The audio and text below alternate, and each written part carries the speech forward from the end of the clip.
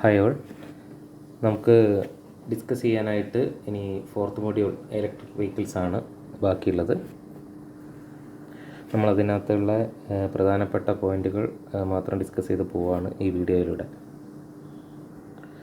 അപ്പോൾ നമ്മൾ ആദ്യത്തെ 3 മൊഡ്യൂളിൽ നമ്മൾ IC എൻജിൻസിൻ്റെ പ്രവർത്തനത്തിനെ കുറിച്ചാണ് പഠിച്ചത്. അതുമായിട്ട് ബന്ധപ്പെട്ടിട്ടുള്ള കാര്യങ്ങളാണ് ആദ്യത്തെ 3 മൊഡ്യൂളിൽ ഉണ്ടായിരുന്നതെങ്കിൽ 4ാമത്തെ മൊഡ്യൂളായിട്ട് ഇലക്ട്രിക് വെഹിക്കിൾസ് ആണുള്ളത്.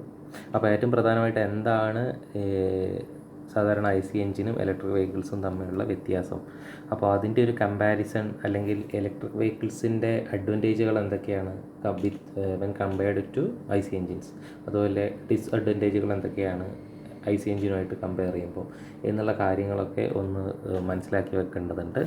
അതിന് വേണ്ടിയിട്ട് ഇവിടെ ഈ ഒരു പോയിൻറ്റുകൾ ശ്രദ്ധിക്കുക. Advantages of electric car and disadvantages of electric car എന്ന് പറയുന്ന ടോപ്പിക്കാണ്. അഡ്വാൻറ്റേജസും ഡിസ്അഡ്വാൻറ്റേജസും. ഓക്കെ, അത് പറയുന്നതിന് മുമ്പേ ഏറ്റവും ബേസിക്കായിട്ട് എന്താണ് ഇലക്ട്രിക് കാറും IC എൻജിനും തമ്മിലുള്ള വ്യത്യാസം എന്നുള്ളത് മനസ്സിലാക്കേണ്ടതുണ്ട്. നമ്മൾ പറഞ്ഞിട്ടുണ്ടായിരുന്നു, ഓട്ടോമൊബൈൽ എന്ന് പറഞ്ഞു കഴിഞ്ഞാൽ സെൽഫ് പ്രൊപ്പൽഡ് വെഹിക്കിളാണ്. അതായത് അതിൻ്റെ ഉള്ളിൽ നിന്ന് തന്നെ പവർ ഉൽപ്പാദിപ്പിച്ചിട്ട് മുന്നോട്ട് നീങ്ങുന്ന വെഹിക്കിൾസിനെയാണ് ഓട്ടോമൊബൈൽ എന്ന് പറയുന്നത് നമ്മൾ പറഞ്ഞു. അപ്പോൾ സെൽഫായിട്ട് പവർ ഉൽപ്പാദിപ്പിക്കാനുള്ള സെൻറ്ററാണ് എൻജിൻ എന്ന് പറഞ്ഞിട്ടാണ് നമ്മൾ തുടങ്ങിയിട്ടുണ്ടായിരുന്നത്. ആ എൻജിനെ കുറിച്ചാണ് നമ്മൾ ഫസ്റ്റ് മൊഡ്യൂളിലൊക്കെ പഠിച്ചത്. അപ്പോൾ എൻജിൻ മാത്രമല്ല, സെൽഫായിട്ട് പവർ പ്രൊഡ്യൂസ് ചെയ്യാൻ വേണ്ടിയിട്ട് ഇലക്ട്രിക് മോട്ടറും അതിൽ ഇൻക്ലൂഡഡ് ആണെന്നുള്ളത് പറഞ്ഞിട്ടുണ്ടായിരുന്നു. അപ്പോൾ നമ്മൾ വണ്ടീനെ സെൽഫായിട്ട് അതിൻ്റെ ഉള്ളിൽ തന്നെ പവർ ചെയ്യാൻ വേണ്ടിയിട്ട് ഉപയോഗിക്കുന്നതൊരു പവർഫുള്ളായിട്ടുള്ള ഇലക്ട്രിക് മോട്ടറാണെന്നുണ്ടെങ്കിൽ നമ്മൾ അങ്ങനെയുള്ള വാഹനങ്ങളെ വിളിക്കുന്ന പേരാണ് ഇലക്ട്രിക് വെഹിക്കിൾസ് എന്ന്. ഓക്കെ, അപ്പം ഏകദേശം നമ്മൾ ഇലക്ട്രിക് വെഹിക്കിളുമായിട്ട് ബന്ധപ്പെട്ട കാര്യങ്ങളൊക്കെ പഠിക്കുന്ന സമയത്ത് IC എൻജിനുമായിട്ട് കമ്പയർ ചെയ്തിട്ട് തന്നെ കാര്യങ്ങളൊക്കെ മനസ്സിലാക്കുക. അവിടെ എന്തൊക്കെയാണോ കാര്യങ്ങൾ നമ്മൾ ചെയ്തിരുന്നത് അതിന് പ്രൊപ്പോർഷണലായിട്ട് നമുക്ക് എന്താ വേണ്ടത്, നമ്മൾ ഉള്ളിലുള്ള കാര്യങ്ങളൊന്നും നമ്മളധികം ശ്രദ്ധിക്കുന്നില്ല. അല്ലെങ്കിൽ ഒരു ഡ്രൈവറെ, വണ്ടി ഓടിക്കുന്ന ഒരാളെ സംബന്ധിച്ചിടത്തോളം അയാൾക്ക് ഓപ്പറേറ്റ് ചെയ്യാനുള്ളത് ഒരു സ്റ്റിയറിംഗ് വീലും അതുപോലെ തന്നെ ബ്രേക്ക്, ആക്സിലറേറ്റർ തുടങ്ങിയിട്ടുള്ള കാര്യങ്ങളാണ്. അപ്പോൾ അയാളത് ഓപ്പറേറ്റ് ചെയ്യുന്നുണ്ട്. അത് IC എൻജിനുള്ള വണ്ടികളിലാണെങ്കിലും ഓപ്പറേറ്റ് ചെയ്യുന്നുണ്ട്, ഇലക്ട്രിക് വെഹിക്കിളുള്ള വണ്ടികളിലാണെങ്കിലും ഓപ്പറേറ്റ് ചെയ്യുന്നുണ്ട്. പക്ഷേ അതിൻ്റെ ഉള്ളിൽ നടക്കുന്ന കാര്യങ്ങളൊക്കെ ഭയങ്കര വ്യത്യാസമാണ്. അപ്പം നമ്മൾ ആക്സിലറേറ്റർ കൊടുക്കുമ്പോൾ വണ്ടി മൂവ് ചെയ്യണം, ബ്രേക്ക് കൊടുക്കുമ്പോൾ വണ്ടി സ്ലോ ആവുമോ നിൽക്കുകയോ വേണം. അപ്പോൾ ഇങ്ങനെയുള്ള കാര്യങ്ങൾ, സ്റ്റിയറിംഗ് തിരിക്കുന്ന സമയത്ത് വണ്ടി തിരിയണം. അതായത് സ്റ്റിയറിങ്ങും അതുമായിട്ട് ബന്ധപ്പെട്ട സസ്പെൻഷനും വീല് ഭാഗങ്ങളൊക്കെ നമ്മൾ നേരത്തെ പഠിച്ച ഓട്ടോമൊബൈലായിട്ട് ഒരു ചേഞ്ചും ഇല്ല ഈ ഇലക്ട്രിക് വെഹിക്കിൾസിന്. ആകെ ഉള്ളത് നമ്മൾ പഠിച്ച എൻജിൻ മുതൽ ഫ്ലൈ വീല്, ക്ലച്ച്, അതുപോലെ gear box, propeller shaft, differential തുടങ്ങിയിട്ട് പോകുന്ന ട്രാൻസ്മിഷൻ സിസ്റ്റം ഉൾപ്പെടെയുള്ള കാര്യങ്ങൾ. അതിൽ ഈ ട്രാൻസ്മിഷൻ സിസ്റ്റവും നമുക്കിതിനകത്ത് ആവശ്യമായിട്ടുണ്ട്. ആകെപ്പാടെ എന്ത് മാത്രമേ മാറ്റുള്ളൂ, ഈ പവർ സോഴ്സ് യൂസ് ചെയ്യുന്ന എൻജിൻ നമ്മൾ റീപ്ലേസ് ചെയ്തിട്ട് ബാറ്ററി ആയിട്ട് റീപ്ലേസ് ചെയ്യുകയാണ്. ഏറ്റവും പ്രധാനപ്പെട്ട വ്യത്യാസം എന്ന് പറഞ്ഞാൽ, നിങ്ങൾ ഒരു ബാറ്ററി എന്ന് പറയുന്ന ഒരു മൊഡ്യൂൾ നിങ്ങൾക്കറിയാം, ഇല്ല വണ്ടികളിൽ ഉപയോഗിക്കുന്ന നമ്മൾ ചെറിയ ബാറ്ററി 12 വോൾട്ടിൻ്റെ ഓക്സിലറി ബാറ്ററി നിങ്ങൾക്കറിയാം. അതിനേക്കാളും ഒരുപാട് ബിഗ് സൈസ് ആയിട്ടുള്ള ഒരുപാട് കപ്പാസിറ്റിയുള്ള ബാറ്ററികളാണ് ഇലക്ട്രിക് വെഹിക്കിൾസിൽ യൂസ് ചെയ്യുന്നുണ്ടാവുക. അപ്പോൾ ഏറ്റവും പ്രധാനപ്പെട്ട മാറ്റം എന്ന് പറഞ്ഞു കഴിഞ്ഞാൽ, ഒരൊറ്റ ബാറ്ററി ഒരു എൻജിനുമായിട്ട് ബന്ധപ്പെട്ടുള്ള ഒരുപാട് സാധനങ്ങളെയും റീപ്ലേസ് ചെയ്യുകയാണ് ഒറ്റയടിക്ക്. അപ്പോൾ ഒരുപാട് കമ്പോണൻസ് കുറയുന്നു. അത്രയും കോസ്റ്റ് അല്ലെങ്കിൽ മെയിൻ്റനൻസ്, അതിൻ്റെയൊക്കെ സർവീസ്, റിപ്പയറിങ്, കംപ്ലൈൻറ്റുകളുമായിട്ട് ബന്ധപ്പെട്ട കാര്യങ്ങളൊക്കെ വളരെയധികം കുറയുന്നു. എവിടുന്ന് IC എൻജിനകത്തുനിന്ന് ഇലക്ട്രിക് വെഹിക്കിൾസിലേക്ക് വരുമ്പോൾ. അപ്പം നമ്മൾ അഡ്വാൻറ്റേജുകളിൽ ഒന്നാമത്തെ അഡ്വാൻറ്റേജ് നമുക്ക് നോക്കാം. ഒന്നാമത്തെ അഡ്വാൻറ്റേജ് എന്ന് പറഞ്ഞാൽ fuel, no fossil fuel is required. അതായത് ഫ്യൂവലൊന്നും യൂസ് ചെയ്യുന്നില്ല, പകരം നമ്മൾ എന്ത് ചെയ്യുന്ന ഇലക്ട്രിസിറ്റിയാണ് യൂസ് ചെയ്യുന്നത്. ഓക്കെ, അങ്ങനെ ഫ്യൂവൽ യൂസ് ചെയ്യുന്നില്ലെങ്കിൽ they do not emit toxic gases. Okay, സാധാരണ വാഹനങ്ങൾ ഉപയോഗിക്കുന്ന എക്സോസ്റ്റ് ഗ്യാസസ് വളരെ ടോക്സിക് ആയിട്ടുള്ള കമ്പോണൻസ് അതിനകത്തുണ്ട്. അപ്പോൾ അതൊന്നും ഇലക്ട്രിക് വെഹിക്കിൾസിൽ എന്ത് ചെയ്യുന്നില്ല, വരുന്നില്ല. പിന്നെ മൂന്നാമത്തെ പ്രധാനപ്പെട്ട പോയിന്റ് ലോ മെയിൻ്റനൻസ് എന്നുള്ളതാണ്. ഓക്കെ, അപ്പോൾ അതിനകത്ത് ഇപ്പോൾ എൻജിനായിട്ട് ബന്ധപ്പെട്ട മൂവിങ് പാർട്സുകൾ, ക്രാങ്ക് ഷാഫ്റ്റ്, ക്യാം ഷാഫ്റ്റ്, അതുമായിട്ട് ബന്ധപ്പെട്ട കാര്യങ്ങളൊക്കെ, അപ്പോൾ അങ്ങനെയുള്ള ഒരുപാട് സാധനങ്ങളുണ്ട്. സിലിണ്ടർ, പിസ്റ്റൺ എന്നൊക്കെ പറഞ്ഞിട്ട് മൂവ് ചെയ്യുന്ന ഒരുപാട് പാർട്ടുകളുണ്ട്. മൂവ്മെൻറ്റുകൾ ഉണ്ടാകുമ്പോൾ തേയ്മാനങ്ങൾ ഉണ്ടാവും, കംപ്ലൈൻറ്റുകൾ ഉണ്ടാവും, റീപ്ലേസ്മെൻറ്റ് ഉണ്ടാവും. അതായത് മെയിൻ്റനൻസിന് നല്ല ചിലവ് വരുന്നതാണ് IC എൻജിൻ. പക്ഷേ ഇലക്ട്രിക് വെഹിക്കിൾസിന് ഈ വിധ സാധനങ്ങളൊന്നും ഇല്ലാത്തതുകൊണ്ട് തന്നെ മെയിൻ്റനൻസ് വളരെ കുറവാണ്. നാലാമത്തത് റെഡ്യൂസ്ഡ് നോയിസ് പൊല്യൂഷനാണ്.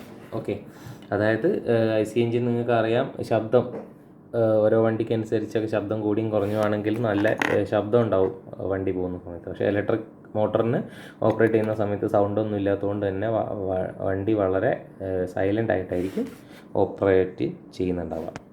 ഓക്കെ, ഇനി എന്തൊക്കെയാണ് അതിൻ്റെ പ്രധാനപ്പെട്ട ഡിസ്അഡ്വാൻറ്റേജസ് നോക്കാം. ഡിസ്അഡ്വാൻറ്റേജസ്. ഓക്കെ, അപ്പോൾ നിലവിലുള്ള ഡിസ്അഡ്വാൻറ്റേജിൽ ഒന്നാമത്തെ കൊടുത്തത് less number of recharging point. Okay, അതിപ്പോൾ ഭാവിയിലൊക്കെ അത് മാറി വന്നേക്കാം. ഇപ്പോൾ പെട്രോൾ പമ്പുള്ള പോലെ റീചാർജിങ് പോയിൻറ്റുകൾ ഇപ്പോൾ അവൈലബിൾ അല്ല എന്നുള്ളത് അതിൻ്റെ ഒരു പോരായ്മയാണ്. അതുകൊണ്ട് തന്നെ ഇലക്ട്രിക് വെഹിക്കിൾസ് എടുക്കുന്ന ആളുകൾക്ക് അതുമായിട്ട് ബന്ധപ്പെട്ടിട്ടുള്ള ആശങ്കകളൊക്കെ ഉണ്ട്. പിന്നെ രണ്ടാമത്തെ പ്രശ്നം എന്ന് പറഞ്ഞാൽ short driving range and speed. അതായത് നമ്മൾ ഒരൊറ്റ ഫുൾ ചാർജ് ഓഫ് ബാറ്ററിയിൽ എത്ര കിലോമീറ്റർ ഓടും എന്നുള്ളതിനാണ് നമ്മൾ റേഞ്ച് എന്ന് പറയുന്നത്. അപ്പോൾ ആ റേഞ്ച് കുറഞ്ഞു പോവുക എന്നുള്ളതൊക്കെ, അല്ലെങ്കിൽ കുറഞ്ഞ വണ്ടികൾ നമുക്ക് പ്രാക്ടിക്കലായിട്ട് യൂസ് ചെയ്യുന്നതിനകത്ത് കുറേ ബുദ്ധിമുട്ടുകളുണ്ടാവും. നമുക്ക് ആവശ്യമുള്ള സ്ഥലത്ത് പെട്ടെന്ന് തന്നെ റീചാർജ് ചെയ്യാനുള്ള ബുദ്ധിമുട്ടുകളൊക്കെ ഉണ്ടാവും. വീട്ടിൽ നിന്ന് പുറപ്പെട്ടാൽ തിരിച്ച് വീട്ടിലെത്താനുള്ള ചാർജ് അതിനകത്തില്ലെങ്കിൽ അതുമായിട്ട് ബന്ധപ്പെട്ട ടെൻഷനുകളൊക്കെ ഉണ്ടാവും. അപ്പോൾ ഇങ്ങനത്തെ കാര്യങ്ങളൊക്കെ ഒരു പോരായ്മകളായിട്ട് ഇലക്ട്രിക് വെഹിക്കിൾസിന് ഇപ്പോൾ ഉണ്ട്. പിന്നെ എന്ന് പറഞ്ഞു കഴിഞ്ഞാൽ ലോങ് റേഞ്ച് റീചാർജ് ബാറ്ററികൾ ഇപ്പം 500, 600, 700 കിലോമീറ്റർ റേഞ്ചുള്ള ബാറ്ററികൾ വരെ ഇറങ്ങിയിട്ടുണ്ട്. പക്ഷേ അങ്ങനെയുള്ള കാറുകളൊക്കെ ഏകദേശം ഒരു 30 lakh അബവ് ക്യാഷ് വരും. അതായത് അതേ ഫീച്ചറുള്ള പെട്രോൾ കാറുകൾ അല്ലെങ്കിൽ ഡീസൽ കാറുകളൊക്കെ നേരെ അതിൻ്റെ പകുതി വിലയ്ക്കൊക്കെ കിട്ടുമായിരിക്കും. അപ്പോൾ ഏകദേശം അതിൻ്റെ ഡബിളോളം വില മാറ്റം വരുന്നുണ്ട് ഇലക്ട്രിക് വെഹിക്കിളിലേക്ക് മാറുന്ന സമയത്ത്, ലോങ് റേഞ്ച് വെഹിക്കിൾസ്. അപ്പോൾ ഈ ഇനീഷ്യൽ കോസ്റ്റ് എന്ന് പറയുന്നത് അതിൻ്റെ ഒരു ഡ്രോബാക്ക് തന്നെയാണ്. പിന്നെ അടുത്തൊരു പ്രധാനപ്പെട്ട കാര്യം എന്ന് പറഞ്ഞാൽ battery are to be replaced frequently. അതായത് ബാറ്ററിയുടെ ലൈഫാണ്, ഈ ബാറ്ററിക്കാണ് ഇലക്ട്രിക് വെഹിക്കിൾസിൻ്റെ പകുതിയോളം കോസ്റ്റ് വരുന്നത് എന്നുള്ളതുകൊണ്ട് തന്നെ ഈ ബാറ്ററിയുടെ ലൈഫ് തീർന്നു കഴിഞ്ഞാൽ അത് റീപ്ലേസ് ചെയ്യേണ്ട അവസ്ഥ വന്നു കഴിഞ്ഞാൽ ഉണ്ടാകാവുന്ന ചിലവുകൾ അതൊരു ബുദ്ധിമുട്ടാണ് ഇലക്ട്രിക് വെഹിക്കിൾസിൻ്റെ കാര്യത്തിൽ. ഇപ്പം നിലവിൽ പുതിയ കമ്പനികളൊക്കെ ലൈഫ് ടൈം വാറണ്ടി എന്നൊക്കെ പറഞ്ഞിട്ടൊക്കെ ബാറ്ററികൾ വരുന്നുണ്ട്. അതൊക്കെ നല്ല രീതിയിൽ ഇംപ്ലിമെൻ്റ് ആയി കഴിഞ്ഞാൽ ഈ ഒരു പ്രശ്നമൊന്നും പിന്നെ ഉണ്ടാവില്ല.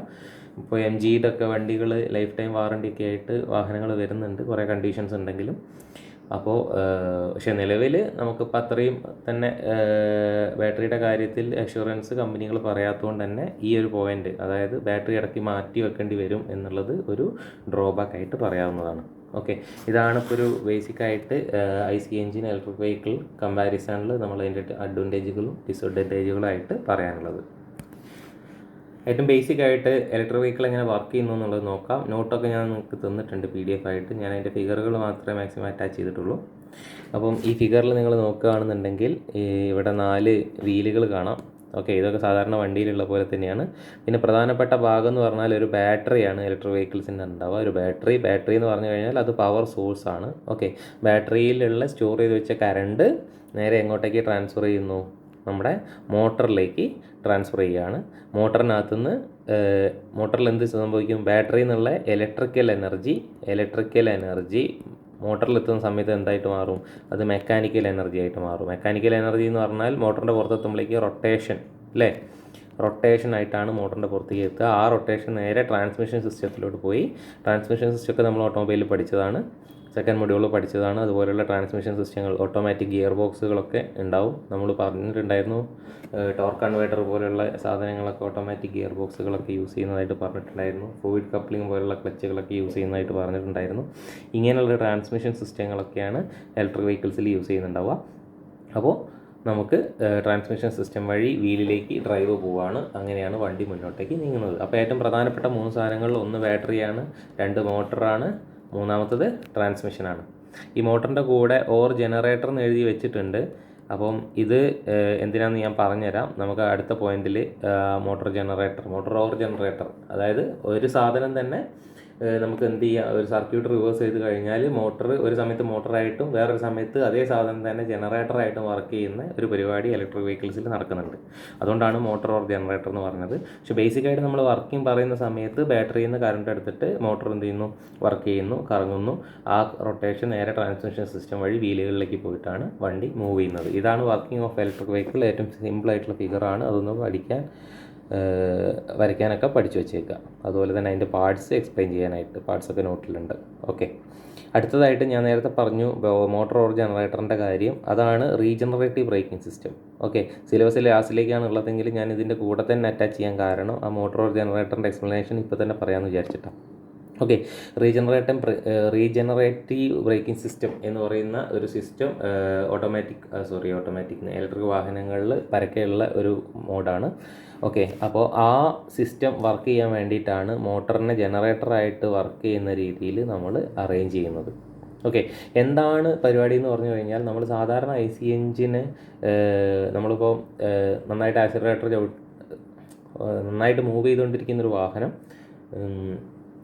പെട്ടെന്ന് സ്ലോ ആക്കേണ്ടി വരുമോ, ബ്രേക്ക് ഇടേണ്ടി വരുമോ, അല്ലെങ്കിൽ നമ്മൾ ഇറക്കത്തിലൂടെയൊക്കെ പോവുകയാണെങ്കിൽ ബ്രേക്ക് ചവിട്ടി അങ്ങനെയാണ് പോവുക. അല്ലെങ്കിൽ നമുക്കറിയാം എപ്പോഴും ആക്സിലറേറ്ററിൽ മാത്രം ചവിട്ടിക്കൊണ്ടിരിക്കാൻ പറ്റില്ല.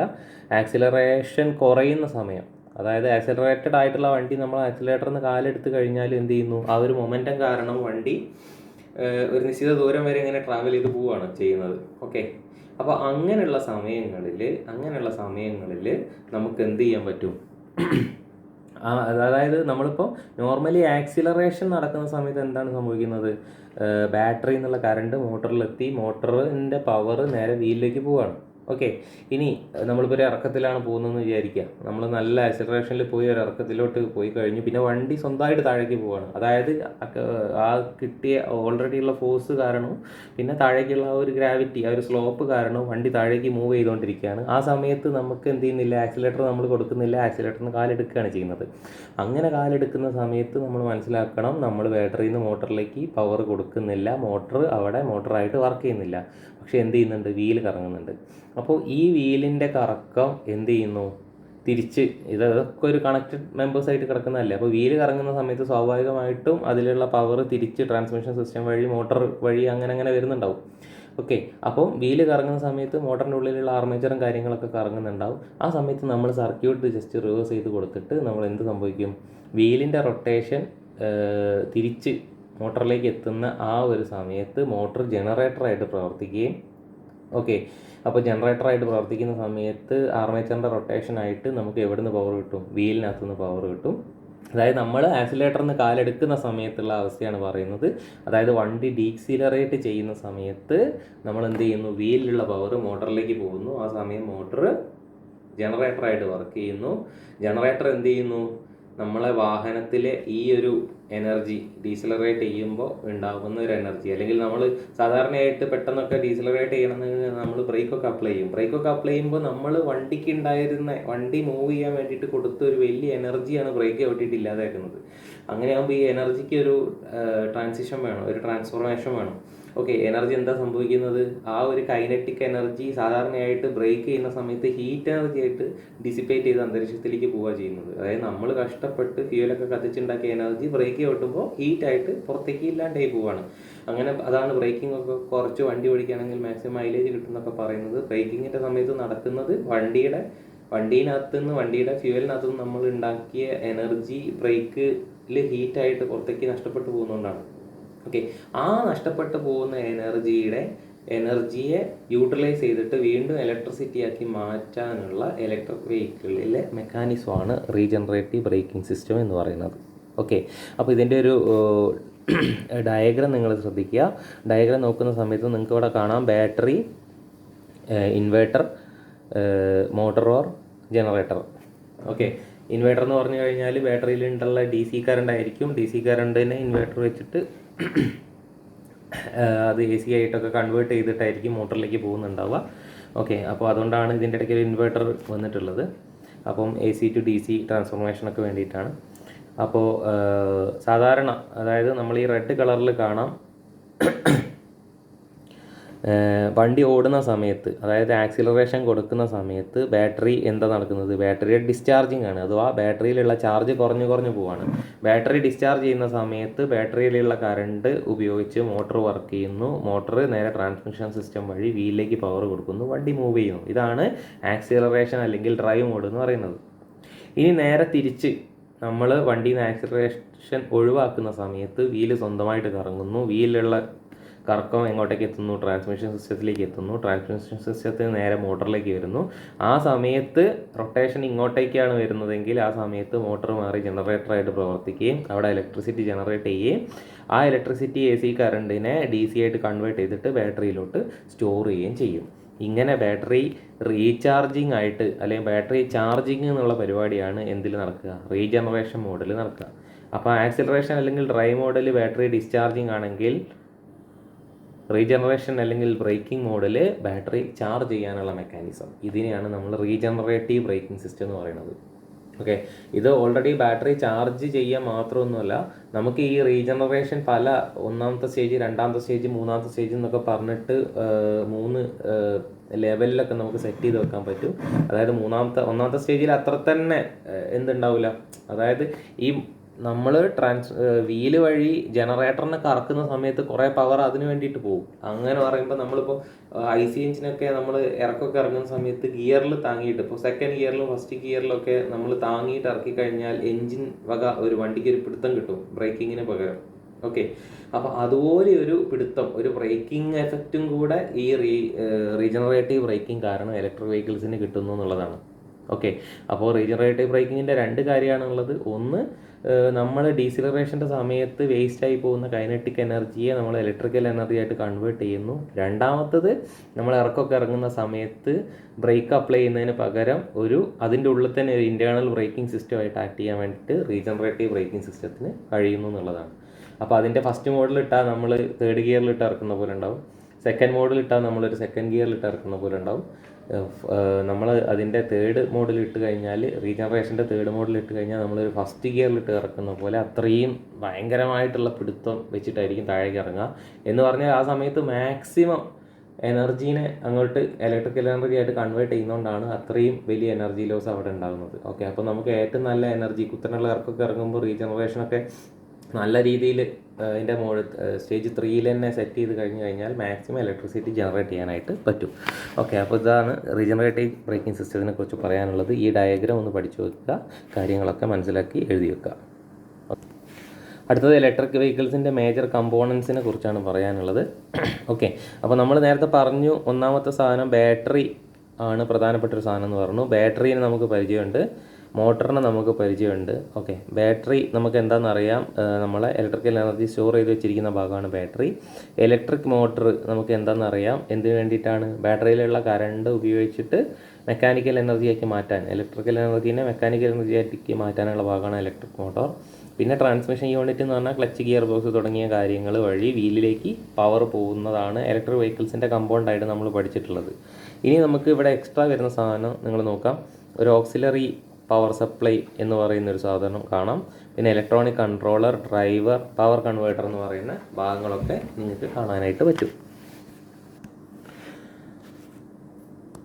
അപ്പോൾ ആദ്യം ഈ ഓക്സിലറി പവർ സപ്ലൈ എന്ന് പറഞ്ഞാൽ മനസ്സിലാക്കുക, നമ്മുടെ ബാറ്ററിനകത്തു നിന്ന് പവർ എടുത്തിട്ട് വേറെ ഒരു ഓക്സിലറി ബാറ്ററി തന്നെ വണ്ടിയിലുണ്ടാവും. അതായത് നമ്മളിപ്പോൾ സാധാരണ IC എഞ്ചിനുള്ള വാഹനങ്ങളിലാണെങ്കിൽ അതിനകത്തൊരു ബാറ്ററി ഉണ്ടാവും, ഒരു 12 വോൾട്ട് ബാറ്ററി ഉണ്ടാവും. അതിനെയാണ് നമ്മൾ ഇലക്ട്രിക് വെഹിക്കിൾസിലെ ഓക്സിലറി ബാറ്ററി എന്ന് പറയുന്നത്. അതായത് വണ്ടിയിലേക്കുള്ള, അതായത് മോട്ടറിനെ റൺ ചെയ്യാനുള്ള ഹൈ പവർ കൊടുക്കാനാണ് നമ്മൾ മെയിൻ ബാറ്ററി യൂസ് ചെയ്യുന്നതെങ്കിൽ, അല്ലാതെയുള്ള ലൈറ്റിങ്ങുകൾ, വേറെ ഓരോ സിസ്റ്റങ്ങളൊക്കെ ഉണ്ടാവില്ല, ഇലക്ട്രോണിക് സർക്യൂട്ടുകളും സാധനങ്ങളൊക്കെ ഉണ്ടാവും, എല്ലാത്തിനും കുറേശ്ശെ ചെറിയ വോൾട്ടേജിലുള്ള കറണ്ടായിരിക്കും ആവശ്യമായിട്ട് വരിക. അപ്പോൾ അത് കൊടുക്കാനായിട്ട് നമുക്ക് നമ്മൾ സാധാരണ IC എഞ്ചിനിലുള്ള പോലെ തന്നെ ഒരു 12 വോൾട്ടിൻ്റെ ബാറ്ററി നമ്മൾ ഇലക്ട്രിക് വെഹിക്കിളിൽ ഉണ്ടാവും. അതിനെയാണ് നമ്മൾ ഓക്സിലറി ബാറ്ററി എന്ന് പറയാം. ആ ഓക്സിലറി ബാറ്ററി റീചാർജ് ചെയ്യുന്നത് IC എഞ്ചിനിലാണെങ്കിൽ നമ്മൾ അൾട്ടർനേറ്റർ അല്ലെങ്കിൽ ഒരു ചെറിയ ജനറേറ്റർ യൂസ് ചെയ്തിട്ടാണ് എഞ്ചിനുമായിട്ട് കപ്പിൾ ചെയ്തിട്ടുള്ള. അപ്പോൾ ഇതിനകത്ത് ഇലക്ട്രിക് വെഹിക്കിൾസിനകത്ത് ഓക്സിലറി ബാറ്ററി റീചാർജ് ചെയ്യുന്നത് ആരാണ്? ഓക്സിലറി ബാറ്ററി റീചാർജ് ചെയ്യുന്നത് ബാറ്ററി തന്നെയാണ്. ഓക്കെ, ബാറ്ററിനകത്ത് നിന്ന് കറണ്ട് എടുത്തിട്ട് ഓക്സിലറി ബാറ്ററി റീചാർജ് ചെയ്യപ്പെടുന്നു. ഓക്സിലറി ബാറ്ററി അല്ലെങ്കിൽ ഓക്സിലറി പവർ സപ്ലൈനകത്ത് നിന്നുള്ള പവർ എടുത്തിട്ടാണ് ഈ ഡ്രൈവറും അല്ലെങ്കിൽ ഇലക്ട്രോണിക് കൺട്രോൾ മൊഡ്യൂളുകളും പിന്നെ അതുപോലെ തന്നെ ലൈറ്റുകളും അങ്ങനത്തെ ഹോണ് ഇങ്ങനെയുള്ള കാര്യങ്ങളൊക്കെ ഓക്കെ പിന്നെ നമുക്ക് ഓക്സിലറി സപ്ലൈനകത്തുനിന്ന് ലൈറ്റ്, ഹോണ് ഇങ്ങനെ തുടങ്ങിയിട്ടുള്ള കാര്യങ്ങളൊക്കെ വർക്ക് ചെയ്യുന്നത് ഓക്സിലറി പവർ സപ്ലൈനകത്തു നിന്നാണ്. അപ്പോൾ നമ്മൾ ഈ ഇതിൻ്റെ വർക്കിംഗ് പറയുന്ന സമയത്ത് ഓക്സിലറി പവർ സപ്ലൈനകത്തു നിന്നുള്ള പവർ ഇലക്ട്രോണിക് കൺട്രോളറിന് എടുക്കുന്നുണ്ട്, ഡ്രൈവറിന് എടുക്കുന്നുണ്ട്. ഓക്കെ, അപ്പോൾ ഇനി അടുത്തതായിട്ട് പറയാനുള്ളത് എന്താണ് ഈ ഇലക്ട്രോണിക് കൺട്രോളർ എന്നുള്ളതാണ്. ഇലക്ട്രോണിക് കൺട്രോളർ, ഓക്കെ, നമുക്കറിയാം ഒരു പെട്രോൾ എഞ്ചിൻ ആണെന്നുണ്ടെങ്കിൽ അവിടെ കാർബറേറ്ററിൻ്റെ ഫംഗ്ഷൻ എന്തായിരുന്നു? നമ്മൾ ആക്സിലറേറ്റർ കൊടുക്കുന്ന സമയത്ത് എത്രയാണ് പവർ വേണ്ടതെന്നത് സെൻസ് ചെയ്തിട്ട് നമുക്ക് അതിനനുസരിച്ചുള്ള എയർ ഫ്യൂവൽ മിക്സ്ചർ എഞ്ചിനിലേക്ക് കൊടുക്കാൻ വേണ്ടിയിട്ടുള്ള സാധനമായിരുന്നു എന്ത്? കാർബറേറ്റർ എന്ന് പറഞ്ഞാൽ. അതായത് ആക്സിലറേറ്റർ സെൻസ് ചെയ്തിട്ട് ആവശ്യത്തിനുള്ള എയർ ഫ്യൂവൽ മിക്സ്ചർ എഞ്ചിനിലേക്ക് എത്തിക്കുക എന്നുള്ളതാണ്. അപ്പോൾ ആവശ്യത്തിനുള്ള പവർ കിട്ടുന്നു. ഇതേപോലെ തന്നെ നമ്മൾ ഇലക്ട്രിക് വെഹിക്കിളിൽ ആക്സിലറേറ്റർ കൊടുക്കുന്ന സമയത്ത് ഇതുപോലെ തന്നെ സെൻസറുകൾ യൂസ് ചെയ്തിട്ട് ഈ ഒരു ഇലക്ട്രോണിക് കൺട്രോളറാണ് എന്ത് ചെയ്യുന്നത്? ആ മോട്ടറിന് അതിന്ന് ആവശ്യത്തിനുള്ള പവർ ഡെലിവർ ചെയ്യിക്കുന്നത്. മോട്ടറിന് പവർ ഡെലിവർ ചെയ്യിക്കാനുള്ള കപ്പാസിറ്റി ഒന്നുമില്ല. മോട്ടറിലേക്ക് എത്ര കറണ്ട് കൊടുക്കുന്നോ അതിനനുസരിച്ചുള്ള പവർ മോട്ടർ ഉണ്ടാക്കിക്കൊണ്ടേയിരിക്കും. അപ്പോൾ നമ്മൾ കൺട്രോൾ ചെയ്യേണ്ടത് എവിടെയാണ്? ബാറ്ററിനകത്തുനിന്ന് മോട്ടറിലേക്ക് കൊടുക്കുന്ന കറണ്ടിനെയാണ് നമ്മൾ കൺട്രോൾ ചെയ്ത് എടുക്കേണ്ടതുള്ളത്. അപ്പോൾ നമ്മളിവിടെ നോക്കിയാൽ കാണാം, ബാറ്ററിനകത്തു നിന്നുള്ള കറണ്ട് ഇവിടുന്ന് നേരെ താഴേക്ക് ഇറങ്ങി പവർ കൺവേർട്ടർ വഴി നേരെ എന്ത് ചെയ്യാണ്? ഇലക്ട്രിക് മോട്ടറിലേക്ക് എത്തുകയാണ് ചെയ്യുന്നത്. ബാറ്ററിയിൽ നിന്ന് പവർ കൺവേർട്ടർ വഴി ഇലക്ട്രിക് മോട്ടറിലേക്ക് എത്തുകയാണ് ചെയ്യുന്നത്. പക്ഷേ ഈ ഫ്ലോ ചെയ്യുന്ന കറണ്ട് എത്ര അളവിൽ പോകണമെന്ന് തീരുമാനിക്കുന്ന ആരാണ്? നമ്മുടെ ഇലക്ട്രോണിക് കൺട്രോളറാണ്. ഇലക്ട്രോണിക് കൺട്രോളിനകത്തുള്ള സിഗ്നൽ ഡ്രൈവേഴ്സ് വഴി നേരെ എങ്ങോട്ടേക്ക് എത്തുന്നു? നമ്മൾ ബാറ്ററി ഇലക്ട്രിക് മോട്ടറിൻ്റെ ഇടയിൽ അത് കൺട്രോൾ ചെയ്തിട്ട് എന്ത് ചെയ്യുന്നു? ബാറ്ററിനകത്ത് നിന്ന് ആവശ്യത്തിനുള്ള കറണ്ട് മാത്രം, നമ്മൾ കുറച്ച് ആക്സിലറേഷൻ കൊടുക്കുമ്പോൾ കുറച്ച് കറണ്ടും, കൂടുതൽ ആക്സിലറേഷൻ കൊടുക്കുമ്പോൾ കൂടുതൽ ആംപിയറിലുള്ള കറണ്ടും എവിടേക്ക് എത്തുന്നു? ഇലക്ട്രിക് മോട്ടറിലേക്ക് എത്തിക്കാൻ വേണ്ടിയിട്ട് നമ്മൾ എന്തിനു യൂസ് ചെയ്യുന്നു? ഇലക്ട്രോണിക് കൺട്രോളറിനെ യൂസ് ചെയ്യുന്നു. ഓക്കെ, അപ്പം നമുക്ക് കാണാം ഇലക്ട്രോണിക് കൺട്രോളറിലേക്ക് ഇൻപുട്ടായിട്ട് എവിടെ നിന്നൊക്കെ വരുന്നുണ്ട്? ഇലക്ട്രിക് മോട്ടറിനകത്തുനിന്ന് ഒരു കണക്ഷൻ പോകുന്നുണ്ട് ഇലക്ട്രോണിക് കൺട്രോളറിലേക്ക്. അതായത് ഇലക്ട്രിക് മോട്ടർ എത്ര സ്പീഡിൽ കറങ്ങുന്നുണ്ട് എന്നുള്ളതൊക്കെ സെൻസ് ചെയ്യുന്നുണ്ട് ആര്? Electronic controller. അതുപോലെ തന്നെ നമ്മളെ ട്രാൻസ്മിഷൻ യൂണിറ്റിനകത്തുനിന്ന് അതിൻ്റെ വർക്കിംഗ്, അതിൻ്റെ അകത്തുള്ള പാരാമീറ്റേഴ്സൊക്കെ ഇലക്ട്രോണിക് കൺട്രോളർ എടുക്കുന്നുണ്ട് ഇൻപുട്ടായിട്ട്. അതുപോലെ തന്നെ നമ്മൾ വീലിനകത്തു നിന്നുള്ള വീൽ സെൻസറുകൾ ഉപയോഗിച്ചിട്ട് അതിനകത്തു നിന്നുള്ള ഇൻപുട്ടുകളൊക്കെ ഇലക്ട്രോണിക് കൺട്രോൾ മൊഡ്യൂൾ എടുക്കുന്നുണ്ട്. എന്നിട്ട് ഇതൊക്കെ കൂടെ സെൻസ് ചെയ്തിട്ടാണ് അതെന്ത് ചെയ്യുന്നത്? ബാറ്ററി, അതായത് നമ്മളിപ്പോൾ ബ്രേക്ക് ചെയ്യുമ്പോൾ എന്താ സംഭവിക്കുന്നത് വെച്ചാൽ, ബ്രേക്ക് ചെയ്യുന്ന സമയത്ത് ഇലക്ട്രോണിക് കൺട്രോൾ മൊഡ്യൂൾ ബാറ്ററിനകത്തുനിന്ന് മോട്ടറിലേക്കുള്ള പവറിനെ കംപ്ലീറ്റ് കട്ട് ചെയ്യുകയാണ് ചെയ്യുന്നത്. അപ്പോൾ ബ്രേക്ക് കൊടുക്കുന്ന സമയത്ത് ഒറ്റയടിക്ക് കട്ടാണ് എന്ന് പറഞ്ഞാൽ ആ സമയത്ത് ഒരു തുള്ളി കറണ്ട് പോലും എങ്ങോട്ടേക്ക് പോകുന്നില്ല? ബാറ്ററിനകത്തുനിന്ന് മോട്ടറിലേക്ക് പോകുന്നില്ല. അപ്പോൾ വണ്ടിക്ക് പവർ കിട്ടുന്നില്ല. ഓക്കെ, ബ്രേക്ക് കൊടുക്കുന്ന സമയത്ത് ഈ ഒരു സാധനം ഓട്ടോമാറ്റിക്കായിട്ട് സംഭവിക്കും. അപ്പോൾ ഇതൊക്കെ കൺട്രോൾ ചെയ്യുന്ന ആരാണ്? ഒരു ഇലക്ട്രോണിക് കൺട്രോളറാണെന്ന് മനസ്സിലാക്കുക. അപ്പോൾ ഈ ഇലക്ട്രോണിക് കൺട്രോൾ ഉൾപ്പെടെയുള്ള കമ്പോണൻസ് ഓഫ് ഇലക്ട്രിക് വെഹിക്കിൾസ് എന്തൊക്കെയാണെന്ന് മനസ്സിലാക്കിയിട്ട് അതിൻ്റെ ഈ ഒരു ഡയഗ്രാം വരയ്ക്കാൻ പഠിച്ചു വെക്കുക എക്സാമിന് വേണ്ടിയിട്ട്. ഇനി അടുത്തായിട്ട് നമുക്ക് പഠിക്കാനുള്ളത് ഹൈബ്രിഡ് ഇലക്ട്രിക് വെഹിക്കിൾസിനെ കുറിച്ചാണ്. ഓക്കെ, നമ്മൾ ഇപ്പം ഇലക്ട്രിക്കിൻ്റെ കൂടെ ഹൈബ്രിഡ് വെഹിക്കിളും ഉണ്ട്. ഓക്കെ, എന്താണ് ഹൈബ്രിഡ് ഇലക്ട്രിക് വെഹിക്കിൾ എന്ന് പറഞ്ഞു കഴിഞ്ഞാൽ, ഓക്കെ, അതിനകത്ത് എന്തുണ്ടാവും? ഒരു IC എൻജിൻ, നമ്മൾ പഠിച്ച IC എൻജിൻ കൂടെ ഒരു ഇലക്ട്രിക് മോട്ടർ ഉണ്ടാവും. IC engine plus electric motor ഒരുമിച്ച് വർക്ക് ചെയ്യുന്ന വെഹിക്കിൾസിനെയാണ് ഹൈബ്രിഡ് ഇലക്ട്രിക് വെഹിക്കിൾസ് HEV എന്ന് പറയുന്നത്. Okay, hybrid electric vehicles HEV എന്ന് പറയുന്നത്. ഓക്കെ, അപ്പോൾ നമുക്ക് ഏറ്റവും പ്രധാനമായിട്ട് അതിനകത്തൊരു എൻജിനും വേണം, ഒരു മോട്ടറും വേണം. അപ്പോൾ നമ്മൾ നോക്കുക, ഇപ്പോൾ ഇതൊരു ബേസിക് സ്ട്രക്ചർ ഇതിൻ്റെ കാണാം. ഇതിനകത്ത് നിങ്ങൾക്ക് കാണാം നമ്മളെ എൻജിൻ ഇവിടെ ഉണ്ട്, അതുപോലെ തന്നെ ഇലക്ട്രിക് മോട്ടർ ഇവിടെ ഉണ്ട്. എൻജിൻ എന്നുള്ള പവർ ഉപയോഗിച്ച് ഇത് നമ്മളെ ട്രാൻസ്മിഷൻ സിസ്റ്റം ആയിരിക്കും. ഓക്കെ, ട്രാൻസ്മിഷൻ സിസ്റ്റം എൻജിൻ എന്നുള്ള പവർ ഉപയോഗിച്ചിട്ട് നമുക്ക് എന്ത് ചെയ്യാം? വണ്ടീനെ വീല് കറക്കാവുന്നതാണ്. അല്ലെങ്കിൽ നമുക്ക് ഇലക്ട്രിക് മോട്ടർ എന്നുള്ള പവർ ഉപയോഗിച്ചിട്ടും നമുക്ക് എന്ത് ചെയ്യാൻ പറ്റും? വണ്ടീനെ പ്രവർത്തിപ്പിക്കാവുന്നതാണ്. അപ്പം ഇതിലേതെങ്കിലും ഒന്നാണ് അറ്റ് എ ടൈം പ്രവർത്തിക്കുക, ചിലപ്പോൾ രണ്ടും കൂടി ഒരുമിച്ചുള്ള പ്രവർത്തനമായിരിക്കാം. അങ്ങനെയുള്ള വ്യത്യാസങ്ങൾക്കനുസരിച്ച് നമ്മൾ ഈ ഹൈബ്രിഡ് ഇലക്ട്രിക് വെഹിക്കിൾസിനെ 3ആയിട്ട് ക്ലാസിഫൈ ചെയ്യുന്നുണ്ട്. ഓക്കെ, അപ്പോൾ ആ ക്ലാസിഫിക്കേഷൻ എന്തൊക്കെയാണെന്നുള്ളത് നമുക്ക് നോക്കാം. ഓക്കെ, അപ്പോൾ ഈ ഒരു ചിത്രം ഈ ഒരു ചിത്രമാണ് നിങ്ങൾ ഒരു ഹൈബ്രിഡ് ഇലക്ട്രിക് വെഹിക്കിൾ ക്ലാസിഫിക്കേഷൻ പ്രത്യേകിച്ചൊന്നും ചോദിച്ചിട്ടില്ലെങ്കിൽ കോമൺ ആയിട്ടൊരു സാധനം ചോദിക്കുകയാണെങ്കിൽ ഇതുപോലൊരു ചിത്രം വരച്ച് വെച്ചാൽ മതി. അപ്പോൾ നമുക്ക് നോക്കാം. ഇലക്ട്രിക് മോട്ടറിനകത്തുനിന്നും എൻജിനകത്തുനിന്നും എന്ത് ചെയ്യുന്നു, പവർ എങ്ങോട്ടേക്ക് പോകുന്നു, വീലിലേക്ക് എത്തിക്കാനുള്ള സിസ്റ്റമുള്ള വെഹിക്കിൾ. അതാണ് ഹൈബ്രിഡ് ഇലക്ട്രിക് വെഹിക്കിൾ എന്ന് പറഞ്ഞാൽ. എൻജിൻ വർക്ക് ചെയ്യണമെന്നുണ്ടെങ്കിൽ അതിനെന്ത് വേണം, ഒരു ഫ്യൂൽ ടാങ്കിനകത്ത് ഫ്യൂൽ യൂസ് ചെയ്തിട്ടാണ് എൻജിൻ വർക്ക് ചെയ്യുന്നത്. ഇലക്ട്രിക് മോട്ടോർ വർക്ക് ചെയ്യണമെന്നുണ്ടെങ്കിൽ നമുക്കറിയാം ഒരു ബാറ്ററിയും ഒരു കൺവേർട്ടറും ആവശ്യമാണ്. ഓക്കെ, ബാറ്ററിനകത്തുള്ള DC കറണ്ട് AC ആയിട്ട് കൺവേർട്ട് ചെയ്തിട്ട് AC മോട്ടറുകളൊക്കെ ആയിരിക്കും ഉണ്ടാവുക. അപ്പോൾ അതുകൊണ്ടാണ് കൺവേർട്ടർ നമ്മൾ യൂസ് ചെയ്യുന്നത്. അപ്പോൾ ഇതാണ് ഒരു ഹൈബ്രിഡ് ഇലക്ട്രിക് വെഹിക്കിൾസിൻ്റെ ബേസിക് സ്ട്രക്ചർ എന്ന് പറഞ്ഞാൽ. വളരെ സിമ്പിളാണ്, കാര്യം മനസ്സിലാക്കി വെക്കുക, ക്വസ്റ്റ്യൻ എന്തായാലും ഉണ്ടാവും. ഓക്കെ, അപ്പോൾ 3 തരത്തിലുള്ള ഹൈബ്രിഡ് ഇലക്ട്രിക് വെഹിക്കിൾസ് ആണുള്ളത്. ഒന്ന് സീരീസ് ഹൈബ്രിഡ് വെഹിക്കിളാണ്. ഓക്കെ, 2 പാരലൽ ഹൈബ്രിഡ് വെഹിക്കിളാണ്. 3 കമ്പൈൻഡ് ഹൈബ്രിഡ് ഇലക്ട്രിക് വെഹിക്കിളാണ്. ഓക്കെ, അതിലാദ്യം തന്നെ സീരീസ് ഹൈബ്രിഡ് നോക്കാം. സീരീസ് ഹൈബ്രിഡ് നോക്കുന്ന സമയത്ത് നമുക്കിവിടെ എൻജിനും ഇവിടെ ഉണ്ട്, മോട്ടറും ഇവിടെ ഉണ്ട്. അപ്പോൾ ഇതിൻ്റെ അറേഞ്ച്മെൻറ്റ് എങ്ങനെയാണ് എന്നുള്ളത് വെച്ചിട്ടാണ് നോക്കേണ്ടത്. ഓക്കെ, എൻജിൻ ഞാനിവിടെ ഹൈലൈറ്റ് ചെയ്ത് വയ്ക്കുന്നു, മോട്ടർ ഞാനിവിടെ ഹൈലൈറ്റ് ചെയ്ത് വയ്ക്കുന്നു. നിങ്ങൾ നോക്കിയാൽ നിങ്ങൾക്ക് കാണാൻ പറ്റും ഇതൊക്കെ ഒരൊറ്റ സീരീസിലാണ് പോകുന്നത്. ഓക്കെ, ഒരൊറ്റ ലൈനാണ്. നേരത്തെ നമ്മൾ കണ്ട പോലെ മോട്ടറിന് ഒരു ലൈനും അതുപോലെ എൻജിന് വേറൊരു ലൈനുമായിട്ട് അങ്ങനെയല്ല വരുന്നത്, ഒരൊറ്റ ലൈനാണ്. അപ്പോൾ ഇതിൽ നിങ്ങൾ നോക്കുന്ന സമയത്ത് നിങ്ങൾക്ക് ആദ്യം കാണാം, ഇത് ആദ്യം തുടങ്ങുന്നത് എവിടെ നിന്നാണ്, ഫ്യൂവൽ ടാങ്കിൽ നിന്ന്. ഓക്കെ, ഫ്യൂവൽ ടാങ്കിൽ നിന്ന് തുടങ്ങുന്നു. ഫ്യൂവൽ ടാങ്കിൽ നിന്ന് ഫ്യൂവൽ ഉപയോഗിച്ചിട്ട് ഒരു എൻജിൻ വർക്ക് ചെയ്യുന്നു. അപ്പോൾ രണ്ടാമത്തെ ഭാഗം ഏതാണ്, എൻജിനാണ്. എൻജിൻ വർക്ക് ചെയ്യുന്ന സമയത്ത് ഇവിടെ നിന്ന് എന്താവും, ഇവിടുത്തെ കെമിക്കൽ എനർജി നമ്മൾ മെക്കാനിക്കൽ എനർജി ആയിട്ട് മാറ്റുന്നു. Okay, chemical energy mechanical energy ആയിട്ട് കൺവേർട്ട് ചെയ്യുന്നു.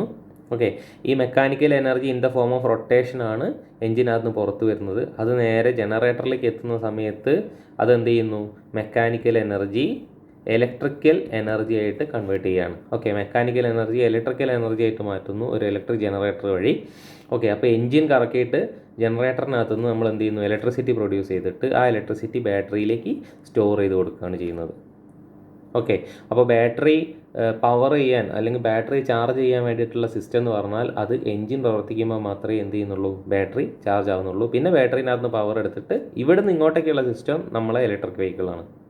ഓക്കെ, ബാറ്ററിയിൽ നിന്ന് പവർ എടുത്ത് മോട്ടോർ വർക്ക് ചെയ്ത് വീലിലേക്ക് കൊടുത്തിട്ട് വണ്ടി ഓടുകയാണ് ചെയ്യുന്നത്. പക്ഷേ ബാറ്ററിയിലേക്ക് ചാർജ് ഉണ്ടാകുന്നത് എവിടെ നിന്നാണ്, അത് നമ്മളെ ഫ്യൂവൽ കത്തിച്ച് എൻജിൻ വർക്ക് ചെയ്തിട്ട് എൻജിൻ്റെ റൊട്ടേഷൻ ജനറേറ്ററിൽ വഴി ഇലക്ട്രിസിറ്റി ആക്കി കൺവേർട്ട് ചെയ്തിട്ടാണ് നമ്മൾ എന്ത് ചെയ്യുന്നത്, ബാറ്ററീനെ ചാർജ് ചെയ്യുന്നത്. അതായത് നമ്മളിപ്പോൾ സാധാരണ വണ്ടിയിലുള്ള ഓക്സിലറി ബാറ്ററി ചാർജ് ആവുന്നത് ഇതേ രീതിയിലാണ്. ഓക്കെ, ഈ ബാറ്ററി ഓക്സിലറി ബാറ്ററി ആണെന്നുണ്ടെങ്കിൽ നമ്മൾ സാധാരണ വണ്ടിയിൽ ഈ ജനറേറ്റർ അല്ലെങ്കിൽ അൾട്ടർനേറ്റർ ഉപയോഗിക്കും അല്ലേ. അൾട്ടർനേറ്റർ ഉപയോഗിച്ചിട്ട് നമ്മൾ എന്ത് ചെയ്യുന്നു, ഫ്യൂവൽ കത്തിച്ച് എൻജിൻ വർക്ക് ചെയ്യിപ്പിച്ച് അത് അൾട്ടർനേറ്റർ വഴി ഇലക്ട്രിസിറ്റി ജനറേറ്റ് ചെയ്തിട്ട് ബാറ്ററിയിലേക്ക് സ്റ്റോർ ചെയ്തിട്ടാണ് സാധാരണ നമ്മൾ വാഹനങ്ങളിൽ ബാറ്ററി ഉള്ളത്. അപ്പോൾ അതുപോലെ തന്നെ മെയിനായിട്ട് ഹൈബ്രിഡ് സിസ്റ്റം ഈ രീതിയിൽ വർക്ക് ചെയ്യുകയാണെങ്കിൽ ഇതിനെ നമ്മൾ വിളിക്കുന്ന പേരാണ് സീരീസ് ഹൈബ്രിഡ്. അത് ഒരൊറ്റ ട്രാക്കിൽ ഇതെല്ലാം കൂടെ വരുന്നതുകൊണ്ടാണ് നമ്മൾ സീരീസ് എന്ന് പറയുന്നത്. ഒരു സീരീസ് കണക്ഷനാണ് അതുള്ളത്. ഓക്കെ, അടുത്തതായിട്ട് പാരലൽ ഹൈബ്രിഡ് നോക്കാം. ഇതാണ് നമ്മൾ നേരത്തെ പഠിച്ച സ്ട്രക്ചർ പ്രകാരം ഫ്യൂവൽ ഉപയോഗിച്ചിട്ട് എൻജിൻ പ്രവർത്തിപ്പിക്കുന്നു, ബാറ്ററി ഉപയോഗിച്ചിട്ട് മോട്ടോർ പ്രവർത്തിപ്പിക്കുന്നു. ഓക്കെ, ഇത് രണ്ടും പാരലലായിട്ടാണ് വരുന്നത്. ഒന്ന് ആ വഴിക്ക് നടക്കുമ്പോൾ ഒന്ന് ഇപ്പുറത്തൂടെ ഈ വഴിക്ക് നടക്കുകയാണ്. എന്നിട്ട് നമ്മൾ എന്ത് ചെയ്യുന്നു, എൻജിനകത്തുനിന്ന് ട്രാൻസ്മിഷൻ വഴി വീല് വർക്ക് ചെയ്യാം, അല്ലെങ്കിൽ മോട്ടറിനകത്തുനിന്ന് ട്രാൻസ്മിഷൻ വഴി വീല് വർക്ക് ചെയ്യാം. ഓക്കെ, വീല് കറങ്ങാം. അപ്പോൾ ഈ രണ്ട് രീതിയിലും രണ്ട് വഴിക്കും പോവാം. ഇതിൻ്റെ പ്രത്യേകത എന്ന് പറഞ്ഞാൽ ഒരു സമയത്ത് ഹൈബ്രിഡ് ഇലക്ട്രിക് വെഹിക്കിൾ ഒരു സമയത്ത് എൻജിനാണ് ചെയ്യുന്നതെങ്കിൽ ഇതിലേതെങ്കിലും ഒന്നിനെ ഒരു സമയത്ത് പ്രവർത്തിക്കാനായിട്ട് പറ്റുള്ളൂ എന്നുള്ളതാണ്. ഓക്കെ, അപ്പോൾ പ്രവർത്തിക്കാനായിട്ട് പറ്റുന്നതല്ല, നമ്മൾ വീലിനെ മൂവ് ചെയ്യിക്കാൻ വേണ്ടിയിട്ട് ഒന്നുകിൽ ഒരു സമയത്ത് എൻജിനാണ് പവർ കൊടുക്കുന്നത് അല്ലെങ്കിൽ മോട്ടറാണ് പവർ കൊടുക്കുന്നത്. ഓക്കെ, അപ്പോൾ ഈ രീതിയിൽ വർക്ക് ചെയ്യുന്ന സിസ്റ്റമാണ് പാരലൽ ഹൈബ്രിഡ് എന്ന് പറയുന്നത്. പിന്നെ മൂന്നാമത്തതായിട്ട് കമ്പൈൻഡ് ഹൈബ്രിഡ് ആണുള്ളത്. ഈ കമ്പൈൻഡ് ഹൈബ്രിഡ് നിങ്ങൾ നോക്കുകയാണെന്നുണ്ടെങ്കിൽ ഓൾമോസ്റ്റ് പാരലൽ ഹൈബ്രിഡ് പോലെ തന്നെയാണ്. ഫ്യൂവൽ എൻജിനകത്ത് ട്രാൻസ്മിഷൻ വഴി വീലിലേക്ക് പവർ പോകുന്നുണ്ട്. ഇവിടെ ബാറ്ററി പവർ കൺവേർട്ടർ വഴി മോട്ടർ വഴി ട്രാൻസ്മിഷൻ വഴി വീലിലേക്ക് പവർ പോകുന്നുണ്ട്. പിന്നെ എൻജിനകത്തുനിന്ന് പവർ എടുത്തിട്ട് എന്ത് ചെയ്യുന്നുണ്ട്, ജനറേറ്റർ വഴി ബാറ്ററിയിലേക്ക് ഇലക്ട്രിസിറ്റി സ്റ്റോർ ചെയ്യുന്നുണ്ട്. ഇതൊക്കെ നേരത്തെ ഉള്ളതാണ്. നേരത്തെ പാരലൽ ഹൈബ്രിഡിൽ എൻജിനകത്തുനിന്ന് മോട്ടർ ഇതിനകത്തേക്ക് പവർ പോകുന്നതായിട്ട് നമുക്ക് കാണുന്നുണ്ട്. അതേപോലെ തന്നെ ഇവിടെ പോകുന്നുണ്ട്. അപ്പോൾ ഇതിൽ എന്താ വ്യത്യാസം എന്ന് പറഞ്ഞു കഴിഞ്ഞാൽ ഇതിൽ സ്ലോ സ്പീഡിൽ പ്രവർത്തിക്കുന്ന സമയത്ത് ഇതൊരു ഇലക്ട്രിക് വെഹിക്കിളായിട്ടാണ് പ്രവർത്തിക്കുന്നത്. കമ്പൈൻഡ് ഹൈബ്രിഡിൻ്റെ പ്രത്യേകത സ്ലോ സ്പീഡിൽ അത് പക്ക ഇലക്ട്രിക് വെഹിക്കിൾ EV ആയിട്ട് പ്രവർത്തിക്കും. എന്ന് പറഞ്ഞാൽ ഈ battery, power converter, motor, transmission system, wheel, ഈ സിസ്റ്റം മാത്രമേ ലോ സ്പീഡിൽ വർക്ക് ചെയ്യുന്നുള്ളൂ.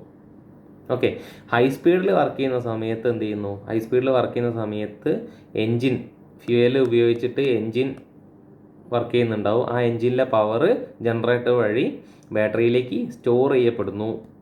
ഓക്കെ, ഒരേ സമയത്ത് തന്നെ എന്ത് ചെയ്യുന്നു? വണ്ടി മൂവ് ചെയ്യുകയും ഫ്യൂവൽ ഹൈ സ്പീഡിൽ നമുക്ക് എന്ത് വേണ്ടി വരും? ഹൈ സ്പീഡിൽ കമ്പൈൻഡ് ഹൈബ്രിഡിൻ്റെ പ്രത്യേകത ഹൈ സ്പീഡിൽ നമ്മൾ ഫ്യൂവൽ എഞ്ചിനാണ് യൂസ് ചെയ്യുന്നത്. അത് ഉപയോഗിച്ചിട്ടാണ് പവർ കൊടുത്തിട്ട് വീല് കറക്കുന്നത്. പക്ഷേ അതേ സമയത്ത് തന്നെ എഞ്ചിനകത്തുള്ള പവർ ജനറേറ്റർ ഉപയോഗിച്ചിട്ട് ഇലക്ട്രിസിറ്റി ഉണ്ടാക്കി ബാറ്ററിയിലേക്ക് സ്റ്റോർ ചെയ്യപ്പെടുകയും ചെയ്യുന്നു. ഓക്കെ, അന്നിപ്പം അതായത് നമുക്കിപ്പോൾ സ്ലോ സ്പീഡിൽ ഇപ്പോൾ ട്രാഫിക് അങ്ങനെയൊക്കെ പോകുന്ന അധികം ടോർക്കും സ്പീഡും ഒന്നും വേണ്ടാത്ത സമയങ്ങളിലൊക്കെ വണ്ടീനെ ഓടിക്കാൻ വേണ്ടിയിട്ട് നമുക്ക് എന്ത് മതി? മോട്ടർ മതി. ഓക്കെ, ആ മോട്ടർ അപ്പോൾ ഇലക്ട്രിക് വെഹിക്കിളിലുള്ള അത്രയും സ്ട്രോങ് ആയിട്ടുള്ള മോട്ടർ ആയിരിക്കില്ല ഈ ഹൈബ്രിഡ് വാഹനങ്ങളിൽ ഉണ്ടാവുക. കാരണം അത് ചെറിയ സ്പീഡിൽ ചെറിയ പവറിലൊക്കെ ഓപ്പറേറ്റ് ചെയ്യുന്ന രീതിയിലുള്ള ലോ കപ്പാസിറ്റി മോട്ടറായിരിക്കും ഉണ്ടാവുക. ഓക്കെ, അപ്പം ഇതാണ് ഈ 3 ഹൈബ്രിഡ് സിസ്റ്റവും തമ്മിലുള്ള വ്യത്യാസം എന്ന് പറഞ്ഞു കഴിഞ്ഞാൽ. അപ്പോൾ ഇത് മൂന്നും കുറേ സിമിലാരിറ്റിയും ചെറിയ ഡിഫറൻസും മാത്രമേ ഉള്ളൂ. അപ്പോൾ ഒരെണ്ണം പഠിച്ചു വെച്ച് കഴിഞ്ഞാൽ ബാക്കിയുള്ളതായിട്ടുള്ള, അതായത് സീരീസ് ഹൈബ്രിഡും തമ്മിൽ പ്രധാനപ്പെട്ട വ്യത്യാസങ്ങളുണ്ടെങ്കിലും പാരലൽ ഹൈബ്രിഡും കമ്പൈൻഡ് ഹൈബ്രിഡും തമ്മിൽ വലിയ വ്യത്യാസങ്ങളൊന്നുമില്ല. അതിൻ്റെ വർക്കിങ്ങിൽ മാത്രമേ വ്യത്യാസം പറയാനായിട്ടുള്ളൂ. അപ്പോൾ അത് കൃത്യമായിട്ട് പഠിച്ച് എഴുതി വയ്ക്കുക.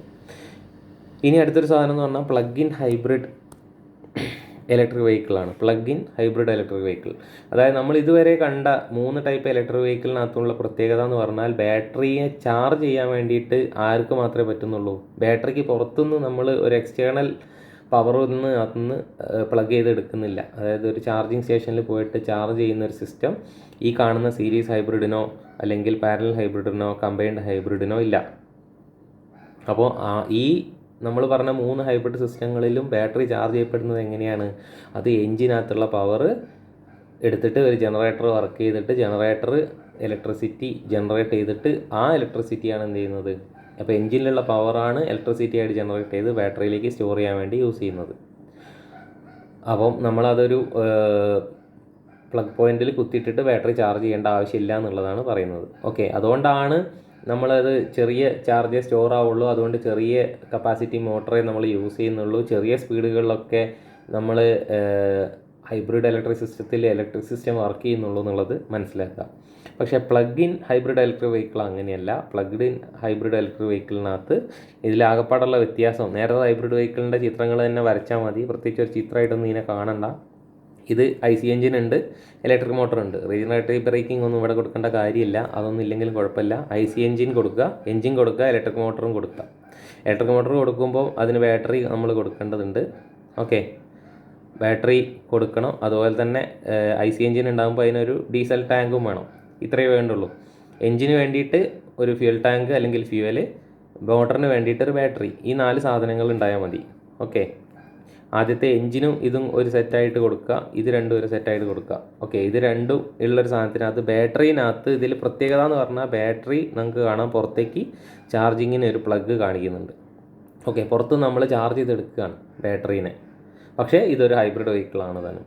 ഓക്കെ, ഈ രീതിയിൽ നമ്മൾ പുറത്തുനിന്ന് ചാർജ് ചെയ്യുന്ന ബാറ്ററി ചാർജ് ചെയ്തിട്ട് ഓടുന്ന ഹൈബ്രിഡ് വെഹിക്കിൾസിനെയാണ് നമ്മൾ എന്ത് പറയുന്നത്? Plug in hybrid electric vehicles എന്ന് പറയുന്നത്. ഓക്കെ, അതിൻ്റെ അഡ്വാൻറ്റേജുകളും ഡിസഡ്വാൻറ്റേജുകളും ഒക്കെ ഉണ്ട്. അതൊക്കെ ഒന്ന് വായിച്ച് പഠിച്ചു വെക്കുക. ഓക്കെ, ഇനി നമുക്ക് പ്രധാനപ്പെട്ട കാര്യം എന്ന് പറഞ്ഞാൽ types of emissions produced by ഓട്ടോമൊബൈലാണ്. അപ്പോൾ ഓട്ടോമൊബൈൽ, അതായത് നമ്മൾ ഇലക്ട്രിക് വെഹിക്കിൾസ് വിട്ടേക്കുക, നമ്മൾ IC എഞ്ചിൻ ഇലക്ട്രിക് വെഹിക്കിൾസിൻ്റെ ഭാഗം ഇത്രയേ ഉള്ളൂ. ഇലക്ട്രിക് ഹൈബ്രിഡ് വെഹിക്കിൾ കഴിഞ്ഞു. ഇനി നമുക്ക് IC എഞ്ചിനകത്ത് നമ്മൾ പഠിക്കാൻ ബാക്കി വെച്ചേക്കുന്ന ഒരു കാര്യമായിരുന്നു എമിഷൻ എന്ന് പറഞ്ഞു കഴിഞ്ഞാൽ. അപ്പോൾ നമുക്കറിയാം, പെട്രോൾ അല്ലെങ്കിൽ ഡീസൽ കത്തിക്കരിഞ്ഞ് പുറത്ത് വരുന്ന എക്സോസ്റ്റ് ഗ്യാസിനകത്ത് കുറേ മലിനീകരണ സാധനങ്ങളുണ്ട്. നമ്മൾ നേരത്തെ ഇലക്ട്രിക് വെഹിക്കിൾസിൻ്റെ അഡ്വാൻറ്റേജ് ആയിട്ട് പറഞ്ഞു, ഈ മലിനീകരണം ഒഴിവാക്കാൻ വേണ്ടിയിട്ട് ആർക്ക് പറ്റും? ഇലക്ട്രിക് വെഹിക്കിളിന് പറ്റും. കാരണം ഈ സാധനമൊന്നും അവർ പുറത്തു വിടുന്നില്ല. ഏത് സാധനമാണ് പുറത്തു വിടാത്തതെന്ന് ചോദിച്ചു കഴിഞ്ഞാൽ അത് പ്രധാനമായിട്ട് 4 തരംതിരിക്കുന്നു. അതിൽ ഒന്നാമത്തെ ഭാഗം എന്ന് പറഞ്ഞാൽ ഹൈഡ്രോ കാർബൺസ് ആണ് പ്രധാനമായിട്ടും പുറത്തു വരുന്ന ഒരു എമിഷൻ. രണ്ടാമത്തേന്ന് പറഞ്ഞാൽ കാർബൺ മോണോക്സൈഡാണ്. മൂന്നാമത്തത് നൈട്രജൻ ഓക്സൈഡുകളാണ്. നാലാമത്തത് പെർട്ടിക്കുലേറ്റ് മാറ്റർ എന്ന് പറയും.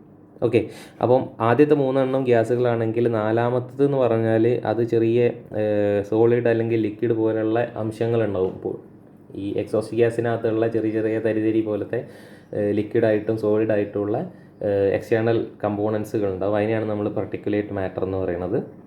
ഹൈഡ്രോ കാർബൺ എന്ന് പറഞ്ഞാൽ ഹൈഡ്രജനും കാർബണും കൂടിയിട്ടുള്ള സംയുക്തമാണ്. അത് പുകയിനകത്തുനിന്ന് പുറത്തേക്ക് വരുന്നുണ്ട്. ഓക്കെ,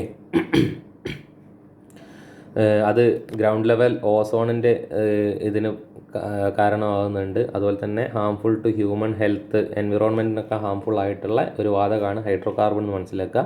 പിന്നെ പ്രധാനമായിട്ടുള്ള ഒരു പോയിസണസ് വാതകമാണ് കാർബൺ മോണോക്സൈഡ്.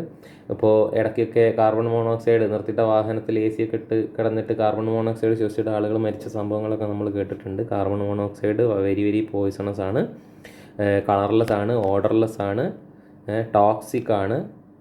ഓക്കെ, അത് ഹെഡ് ഏക്കുകളും ചെറിയ രീതിയിലാണ് പോലും ഹെഡ് ഏക്ക്, ഡിസിനസ്, അതുപോലെ തന്നെ മറ്റു പല ഹെൽത്ത് പ്രോബ്ലംസും വലിയ അളവിൽ ശ്വസിച്ചു കഴിഞ്ഞാൽ മരണത്തിലേക്ക് വരെ കൊണ്ടെത്തിക്കാവുന്ന ഒരു വാതകമാണ് കാർബൺ മോണോക്സൈഡ്. ഇത് നമ്മുടെ ഓട്ടോമൊബൈൽ എമിഷനിൽ പെട്ടിട്ടുള്ള ഒരു വാതകമാണ്. പിന്നെയുള്ളത് നൈട്രജൻ ഓക്സൈഡുകളാണ്. നൈട്രജൻ ഡയോക്സൈഡ്, നൈട്രജൻ ട്രയോക്സൈഡ് എന്ന് പറഞ്ഞിട്ട് അത് കോമൺ ആയിട്ട് NOx എന്നാണ് പറയുന്നത്. എക്സിന് പകരം 1, 2, 2, 3 എന്നൊക്കെ പറഞ്ഞ് നമ്പറുകൾ ഇടാം. ഇതുണ്ടാകുന്ന കെമിക്കൽ കോമ്പോസിഷൻ അനുസരിച്ച് പല പല നൈട്രജൻ ഓക്സൈഡുകളായിട്ട് നമ്മളെ എക്സോസ്റ്റ് ഗ്യാസിനകത്തുനിന്ന് പ്രൊഡ്യൂസ് ചെയ്യപ്പെടുന്നുണ്ട്. അതായത് നമ്മൾ ഇതിനകത്തുള്ള നൈട്രജനും ഓക്സിജനും കൂടെ ഹൈ ടെമ്പറേച്ചറിൽ പ്രവർത്തിക്കുമ്പോഴാണ് എന്തുണ്ടാവുന്നത്, നൈട്രജൻ ഓക്സൈഡുകൾ ഫോം ചെയ്യുന്നത് എന്നുള്ളത് മനസ്സിലാക്കുക. ഓക്കെ, ഈ നൈട്രജൻ ഓക്സൈഡുകൾ നമ്മൾ പുകേൻ്റെ കൂടെ അന്തരീക്ഷത്തിലേക്ക് വിടുന്ന സമയത്ത്, മഴയൊക്കെ പെയ്യുന്ന സമയത്ത് എന്ത് ചെയ്യുന്നു, ഈ നൈട്രജൻ ഓക്സൈഡുകളും വെള്ളവും കൂടെ കൂടി ചേർന്നിട്ട് നൈട്രിക് ആസിഡൊക്കെ ഫോം ചെയ്തിട്ട് ആസിഡ് റെയിനൊക്കെ കാരണമാകുന്നുണ്ട്. അല്ലെങ്കിൽ പുകകൾ, ഭയങ്കരമായിട്ടുള്ള സ്മോഗ് ഒക്കെ ഉണ്ടാവാനായിട്ടുള്ള കാരണമാകുന്നുണ്ട്. അതുപോലെ തന്നെ ഈ സാധനം ഹെൽത്ത് ഇഷ്യൂസ്, റെസ്പിറേറ്ററി പ്രോബ്ലംസും മറ്റ് ഹെൽത്ത് ഇഷ്യൂസിനൊക്കെ കാരണമാകുന്നുണ്ട്. ഓക്കെ, പിന്നെ പെർട്ടിക്കുലേറ്റ് മാറ്റർ എന്ന് പറഞ്ഞാൽ ഞാൻ പറഞ്ഞു എക്സ്റ്റേണലായിട്ട് പുകയല്ലാതെ കിടക്കുന്ന സോളിഡ് ലിക്വിഡ് പാർട്ടിക്കിൾസ് ആണ് പെർട്ടിക്കുലേറ്റ് മാറ്റർ എന്ന് പറയുന്നത്. ഇത് നമ്മൾ പുറത്തേക്ക് അന്തരീക്ഷത്തിലേക്ക് വിടുമ്പോൾ അത് ശ്വസിച്ച് കഴിഞ്ഞാൽ ലങ്സിനും റെസ്പിറേറ്ററി പ്രോബ്ലംസ് അങ്ങനെയുള്ള ഹെൽത്ത് ഇഷ്യൂസൊക്കെ ഉണ്ടാവുന്നു. അപ്പോൾ ഈ 4 എമിഷൻ ഗ്യാസുകൾ ഏതാണെന്ന് മനസ്സിലാക്കി വെക്കുക. ഈ 4 എണ്ണത്തിൻ്റെ കൺട്രോൾ ചെയ്യുന്ന രീതിക്ക് അനുസരിച്ചാണ് നമ്മൾ ഈ ഭാരത് സ്റ്റാൻഡേർഡ് അല്ല, ഭാരത് സ്റ്റേജ് BS എന്ന് പറയുന്ന സാധനം വരുന്നത്. ഓക്കെ,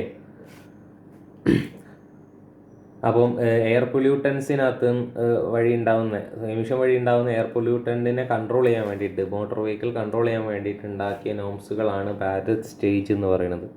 ഓക്കെ, അപ്പോൾ ഇൻട്രൊഡ്യൂസ് ചെയ്തത് 2000-ലാണ്. അന്ന് മുതൽ ഭാരത് സ്റ്റേജിൻ്റെ ഓരോരോ ലെവലുകൾ വെച്ചിട്ടാണ് വാഹനങ്ങൾ ഓടിക്കൊണ്ടിരിക്കുന്നത്. 2000 കഴിഞ്ഞ് 2010 ആകുമ്പോൾ BS4 വന്നിട്ടുണ്ടായിരുന്നു. ഓക്കെ, ഈ BS4 2020 അവസാനിച്ചു. ഇപ്പോൾ പിന്നെ BS5 അല്ല വന്നത്, 2020 നേരെ BS4 നിന്ന് BS6 മാറിയത്. അതായത് യൂറോപ്പിലുള്ള Euro 4 to Euro 6 യൂറോപ്യൻ സ്റ്റാൻഡേർഡിനനുസരിച്ചാണ് നമ്മളും ഇന്ത്യയിലും ഭാരതത്തിൽ ഇത് സെറ്റ് ചെയ്യുന്നുള്ളത്. Euro 4 നിന്ന് Euro 6 വന്ന സമയത്ത് നമ്മൾ BS4 നിന്ന് BS6 മാറുകയായിരുന്നു ചെയ്യുന്നത്. ഓക്കെ, അപ്പോൾ ഇപ്പം നിലവിലുള്ളത് BS6 വാഹനങ്ങളാണ് ഇറങ്ങുന്നത്. 2000 അതിൻ്റെ മുമ്പേ ഒക്കെ BS4 വാഹനങ്ങളാണ് ഇറങ്ങിക്കൊണ്ടിരുന്നത്. ഓക്കെ, അപ്പം നമ്മൾ പ്രധാനമായിട്ടും ഇത് തമ്മിലുള്ള വ്യത്യാസങ്ങൾ എന്തൊക്കെയാണെന്ന് ഒന്ന് തിരിച്ചറിഞ്ഞ് വെക്കണം. ജസ്റ്റ് ഒന്ന് മനസ്സിലാക്കി വെക്കുക, ചോദിക്കുകയാണെങ്കിൽ എഴുതി വെക്കുക. അപ്പോൾ BS4-ഉം BS6-ഉം തമ്മിലുള്ള പ്രധാനപ്പെട്ട വ്യത്യാസം എന്ന് പറഞ്ഞു കഴിഞ്ഞാൽ സൾഫറിൻ്റെ കണ്ടൻറ്റിനെ വെച്ചിട്ടാണ്. പണ്ട് BS4-നകത്ത് സൾഫറിൻ്റെ കണ്ടൻറ്റ് എന്ന് പറയുന്നത് 50 parts/million ആയിരുന്നു. ഓക്കെ, 1 മില്യനകത്ത് 50 പാർട്സ് സൾഫർ എന്നുള്ള രീതിയിൽ അത് കുറച്ച് 10 parts/million ആക്കി മാറ്റി. എവിടേക്ക് എത്തിയപ്പോൾ BS6 ആയപ്പോൾ, അതായത് നമ്മൾ BS4 നിന്ന് BS6 ആയപ്പം ഇതിൻ്റെ എമിഷൻ കുറയ്ക്കുകയാണ്. അപ്പം ഈ എന്ത് ചെയ്യുന്നു, ഇപ്പോൾ BS4 നിന്ന് BS6 വന്ന സമയത്ത് വണ്ടിക്ക് കുറേ വില കൂടാനുള്ള കാരണം എന്ന് പറഞ്ഞാൽ ഈ എമിഷൻ കൺട്രോളിന് വേണ്ടിയിട്ട് കുറേ സെറ്റപ്പുകൾ നമ്മൾ വണ്ടീനകത്ത് എക്സ്റ്റേണലി ഫിറ്റ് ചെയ്യേണ്ട അവസ്ഥ വരും കമ്പനികൾക്ക്. കാരണം ഇവർ പറയുന്ന നോംസ് ക്ലിയർ ചെയ്യണമെന്നുണ്ടെങ്കിൽ അങ്ങനെ ചെയ്യുന്ന സമയത്ത് അതിൻ്റെയൊക്കെ കോസ്റ്റുകൾ, കാറ്റലിറ്റിക് കൺവേർട്ടറുകൾ പോലുള്ള പല പല സാധനങ്ങളുണ്ട് എക്സോസ്റ്റ് ഗ്യാസിനെ കൺട്രോൾ ചെയ്യാൻ വേണ്ടിയിട്ട്, എമിഷൻ കൺട്രോൾ ചെയ്യാൻ വേണ്ടിയിട്ട്. അപ്പോൾ ഇതുകൊണ്ടൊക്കെയാണ് BS കൂടി വരുന്നതിനനുസരിച്ച് വാഹനത്തിൻ്റെ വില കൂടുന്നതും പിന്നെ ഇപ്പോൾ പഴയ വാഹനങ്ങൾക്കൊക്കെ പുക പരിശോധനയിൽ നമുക്ക് കഴിച്ചിലായി പോകാൻ അല്ലെങ്കിൽ ആ സർട്ടിഫിക്കറ്റ് കിട്ടാനുള്ള ബുദ്ധിമുട്ടൊക്കെ എന്താണെന്ന് വെച്ച് കഴിഞ്ഞാൽ ഈ സാധനങ്ങളൊക്കെ അളവ് പരിധിയിലധികം കൂടി പോകുന്നതുകൊണ്ടാണ്. ഓക്കെ, അപ്പോൾ സൾഫറിൻ്റെ 50 പാർട്സ് പെർ മില്യൺ 10 മാറുന്നു എന്ന് പറഞ്ഞു. അതുപോലെ തന്നെ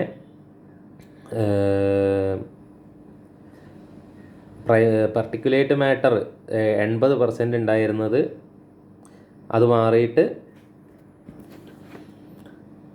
80% ഉണ്ടായിരുന്നതല്ല, 80% അതെന്ത് ചെയ്തിട്ടുണ്ട്, പർട്ടിക്കുലർ മാറ്ററിൻ്റെ അളവ് കുറച്ചിട്ടുണ്ട്. അതുപോലെ തന്നെ നൈട്രജൻ ഓക്സൈഡിൻ്റെ അളവുകൾ ഡീസൽ കാറിൽ 70% പെട്രോൾ കാറിൽ 20% ഒക്കെ റെഡ്യൂസ് ചെയ്തിട്ടുണ്ട് BS4 നിന്ന് BS6 വന്ന സമയത്ത്.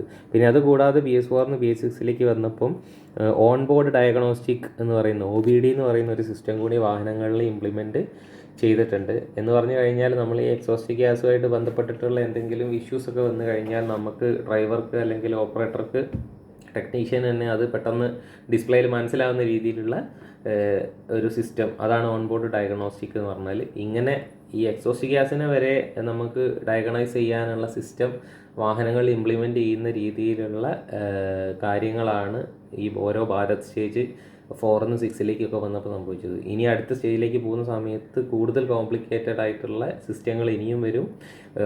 എക്സോസ്റ്റ് ഗ്യാസ് അല്ലെങ്കിൽ പൊല്യൂഷൻ വളരെ വളരെ കുറയ്ക്കാനായിട്ടുള്ള കാര്യങ്ങൾ വരും. അതിനനുസരിച്ചുള്ള വാഹനത്തിന് വിലയും കാര്യങ്ങളൊക്കെ കൂടുന്നുണ്ടാവും. ഓക്കെ, അപ്പോൾ മൊത്തത്തിൽ ഇതിനെക്കുറിച്ച് ചോദിക്കുകയാണെന്നുണ്ടെങ്കിൽ ഒരു റിവ്യൂ ആയിട്ട് എഴുതാൻ വേണ്ടിയിട്ട് പഠിച്ചു വയ്ക്കുക. അപ്പോൾ ഇത്രയാണ് മൊഡ്യൂൾ 4 പറയാനുള്ളത്. Okay, thank you.